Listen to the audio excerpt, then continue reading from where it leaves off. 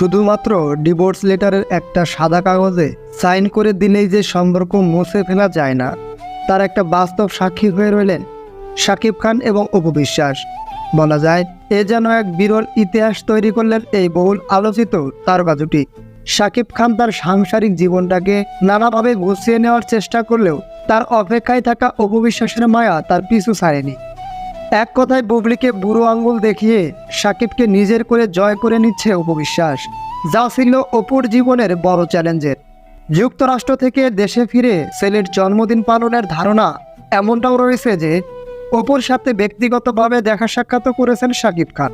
বুবলি শাকিব খানের বর্তমান স্ত্রী দাবি করলেও তা যেন কোনো রকমেও আমলে নেননি শাকিব খান, তা তো বলাই যায়। এমনকি বুবলির এই দাবিকে নাকচ করে দিয়ে অপু বিশ্বাস বলেন, কারো মনের উপরে জোর চলে না কোনো পরিকল্পনা, মায়া আর ভালোবাসা তৈরি হয় অন্তর থেকে, যার কোনোটাই বুবলির প্রতি নেই শাকিব খানের।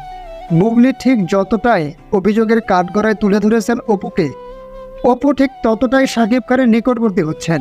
তাদের মধ্যে সম্পর্ক এখন শুধুমাত্র প্রকাশ করার সময়ের অপেক্ষা বলে মনে করা হয়। এমনকি শাকিব খানের তৃতীয় বিয়ে হুমকি দামকেও বুবলিকে দূরে সরানোর একটা প্রক্রিয়া বলে মনে করেন অনেকেই।